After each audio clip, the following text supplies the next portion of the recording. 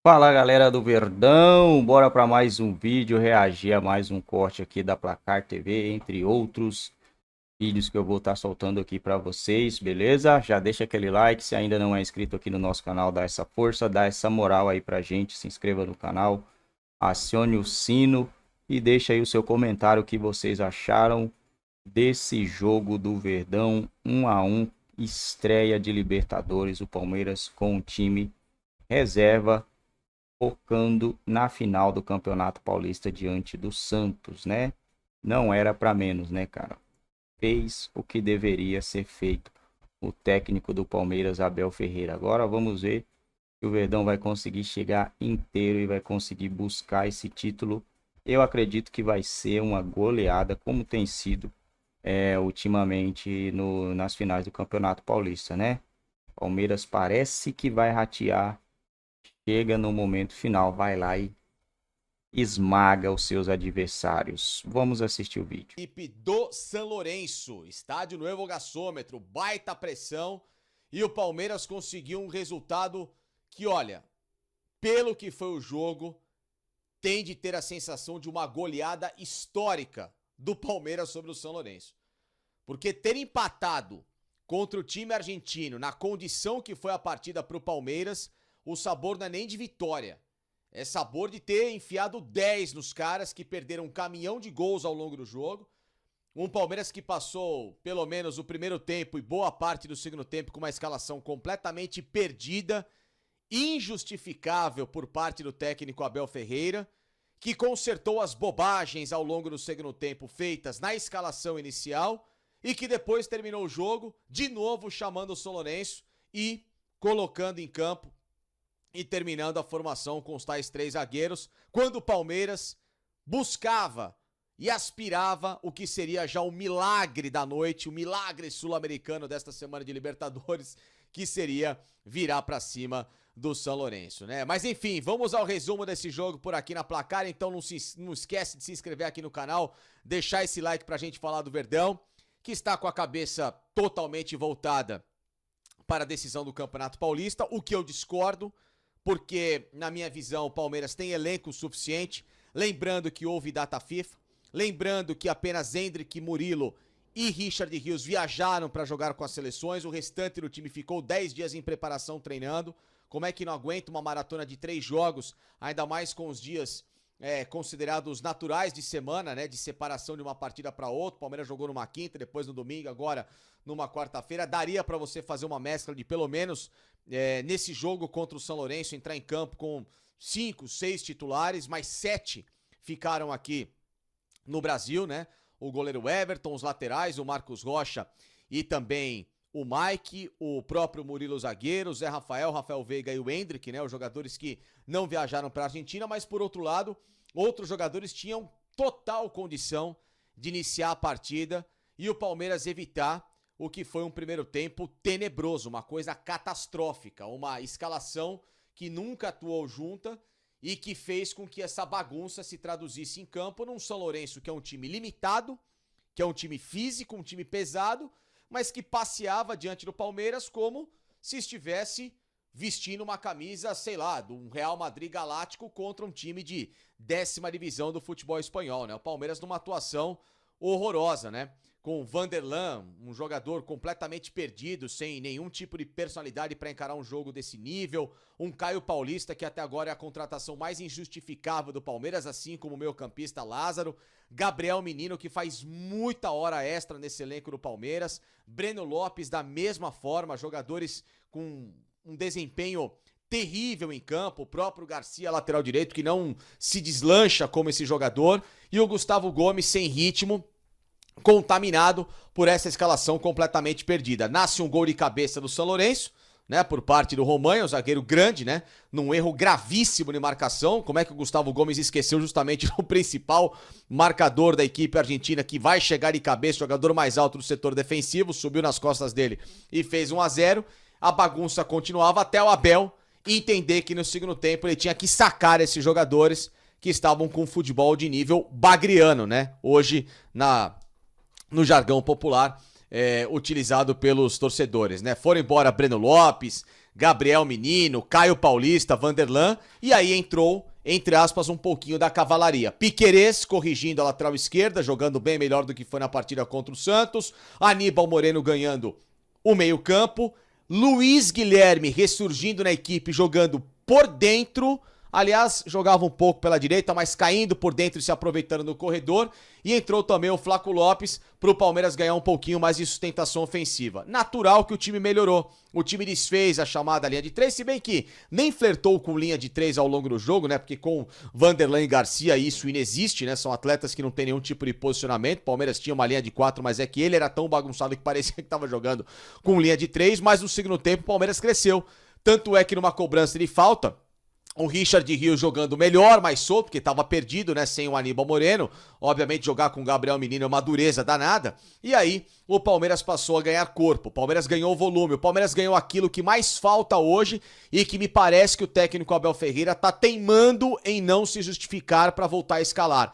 Meio campo, criatividade, ganhar marcação, acoplar atletas, o Palmeiras trabalhar a bola. Palmeiras trabalhou a bola, começou a forçar a defesa da equipe do São Lourenço, buscou o gol de empate. Aí, quando tudo parecia caminhar para esse resultado, que se a gente pega o recorte do primeiro tempo, era impossível acontecer alguma coisa, o que faz o Abel Ferreira? Em vez de sacar o Lázaro, outra contratação que, repito, até agora não entendi, e nem o torcedor do que está fazendo nesse momento em termos de perspectiva de Palmeiras, para colocar o Rômulo, que seria a novidade, menino contratado é a peso de ouro, fez um grande campeonato paulista, ele tira o Lázaro e coloca o Luan. E aí, o Palmeiras volta a chamar o São Lourenço para o jogo e termina a partida sofrendo com quase tendo o balde de água fria que seria uma derrota por 2-1. No fim das contas, um empate achado, um empate que foi completamente no que foi o desenvolvimento do jogo injusto, né? O São Lourenço perdeu gol atrás de gol, bola na trave no segundo tempo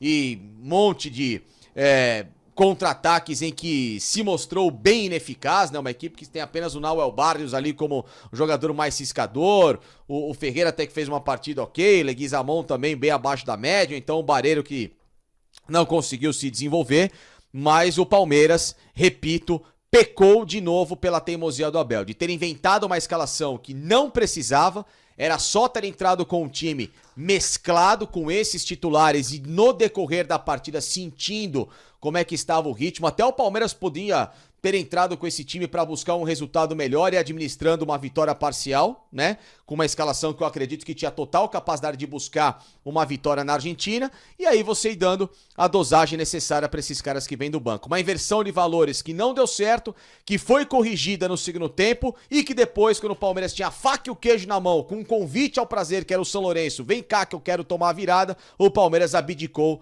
desses últimos 5, 10 minutos, colocando mais um zagueiro em vez de um meia que vinha num bom momento no Campeonato Paulista e que poderia ser o chamado fato novo para dar o primeiro cartão de visitas dele com a camisa do Palmeiras. Pedro, boa noite, amigos. O Palmeiras teve tudo para perder o jogo, né? Tomou o gol, deixou espaço para contra-ataques, teve aquela bola na trave que dava a impressão, no primeiro momento tinha entrado, depois ficou claro que não entrou. Sim. E no final, uma bola bem batida pelo Piquerez e ele fez o gol. Os times do Brasil não venceram até agora na Libertadores. Os dois maiores, né, os dois favoritos, o Palmeiras e o Flamengo, por atitudes provincianas. Eles preferem campeonato... O Grêmio também, né? Eles preferem campeonato regional do que um torneio internacional. Então, enquanto tiver essa cabeça provinciana, a gente não pode esperar muita coisa. Aí, domingo, espero que acabe mesmo, né? Que não inventem mais. Aí termina os torneios provincianos e aí vão ver se os caras começam a se ligar no que é realmente importante. Com relação ao empate, foi bom, né? O Palmeiras, se perdesse o jogo, poderia ter dificuldades lá na frente. O grupo, é claro que o Palmeiras continua sendo o favorito do grupo, mas não é um grupo tão simples assim como foi nos outros anos, onde o Palmeiras passou com mais tranquilidade. O Palmeiras com time reserva, jogando na Argentina, contra um adversário complicado, difícil, né? A gente sabe que é muito difícil enfrentar o São Lourenço lá no gasômetro, né? Tanto que o Palmeiras em 2019 com o Felipão foi lá e perdeu por 1-0. Hoje esse empate 1-1 com o time reserva. Bruno Prado, muito boa noite para você. Como que você avalia essa estreia do Palmeiras na Libertadores? 1 para o São Lourenço, 1 para o Palmeiras. Bruno Prado. Boa noite, Pedro. Boa noite a todos. O resultado acabou sendo bom, né? Um jogo fora de casa, poupando muita gente. Então, um empate lá na Argentina não é um resultado ruim. Assim, o Palmeiras não foi um bom jogo do Palmeiras. Teve momentos, o jogo no segundo tempo ele ficou muito aberto, né? Ele teve, foram chances dos dois lados. O São Lourenço teve chance de ganhar o jogo, o Palmeiras também teve as dele.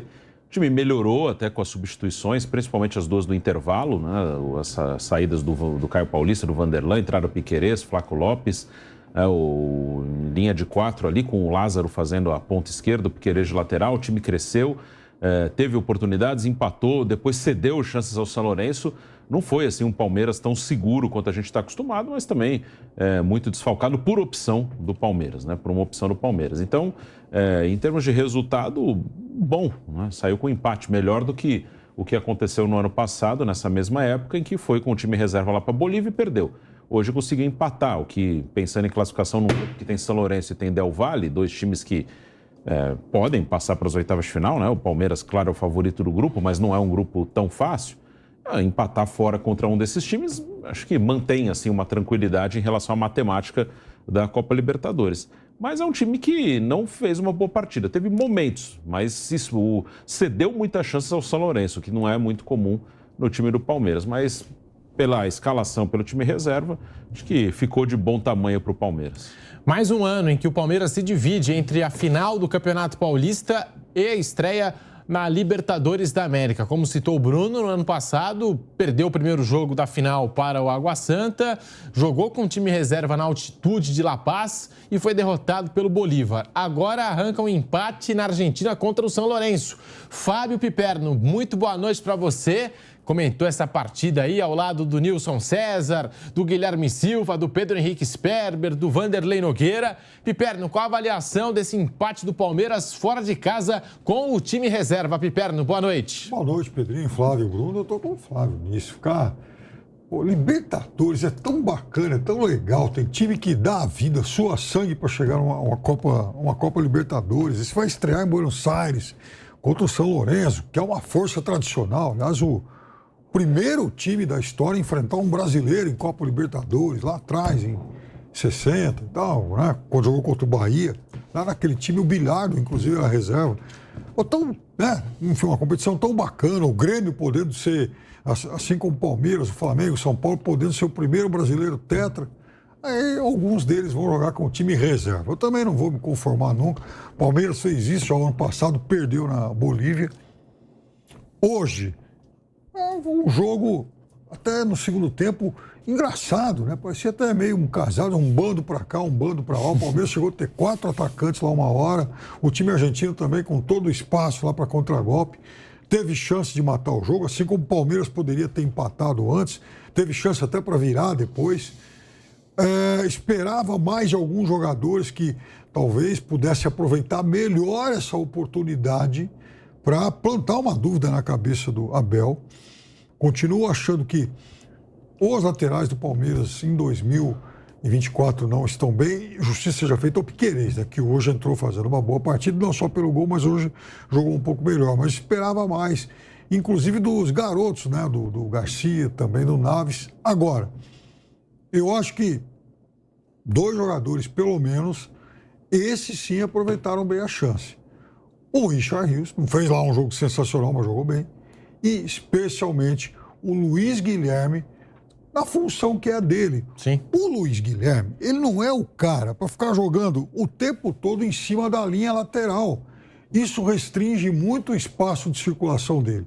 Ele é muito hábil de passar das largas e tal. Então, ele jogando na função em que ele atuou hoje, com mais liberdade de espaço, podendo, inclusive, às vezes, ser o homem de criação, pelo meio. Ele criou. Ele sofreu o lance da falta do gol. Ele criou o lance que terminou com a finalização do Flaco Lopes na trave. Ele puxou um contragolpe no final do jogo, que tomou um carrinho por trás, provocando o cartão amarelo. Então é lá onde ele tem que jogar. E é opção, inclusive, ao Veiga quando o Veiga não estiver bem. Não há por que ele ficar confinado lá do lado direito, correndo em cima da linha lateral. Isso aí diminui o potencial criativo dele, inclusive, até porque se ele joga em cima da linha, como ele joga pelo lado direito e é canhoto, ele só vai poder sair por um lado.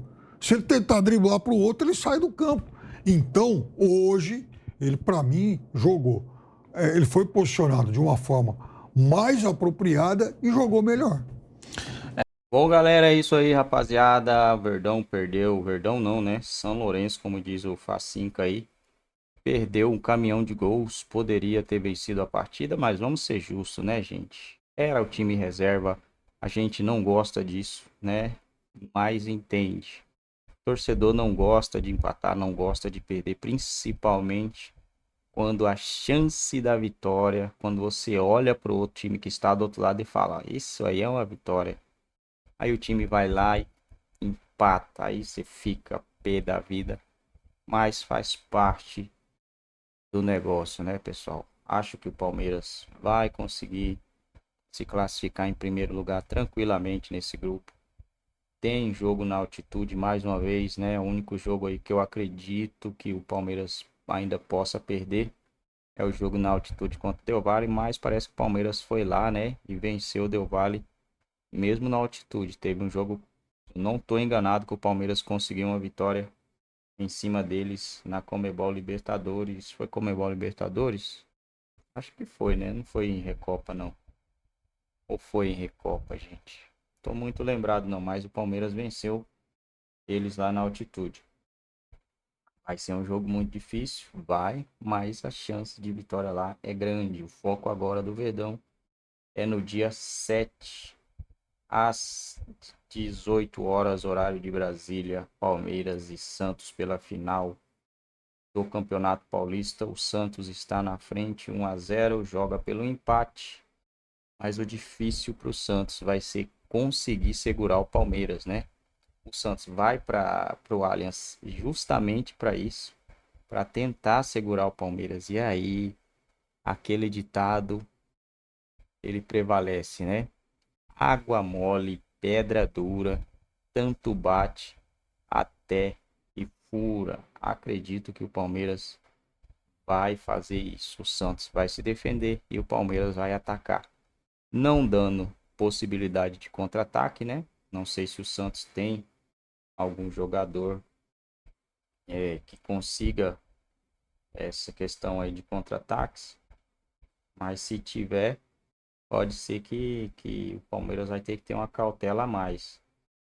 O Santos não é lá essas coisas não, tá, gente? Faz um jogo bom, um jogo ruim. O Santos perdeu em casa pro Novo Horizontino, perdeu pro Bragantino, mesmo com o Bragantino tendo 2 jogadores expulsos. Perdeu pro Zenit, né? Um amistoso. 4-1. Rapaz, 4-1 pra cima. Zenit pra cima do Santos. E o Zenit é um time, gente, que não passa nem perto de Champions League, né? Quando chega, não ganha uma na fase de grupo. Você vê a disparidade que existe entre o futebol brasileiro, né? O Santos tomar 4 do Zenit. Vai ser, cara, vai ser. O torcedor pode estar meio apreensivo, mas para mim vai ser um jogo de uma facilidade aí pro Palmeiras vencer o Santos. Lembrando que o Verdão ganhou um jogo do Santos no Campeonato Paulista, 2-1, né? Palmeiras com mando de campo. Foi um jogo bem pegado mesmo, bem pegado. Mas esse resultado aí levaria o jogo para as penalidades, né? Caso o Palmeiras consiga um resultado desse de 2-1. Vai ser um jogo complicado, mas acredito na vitória.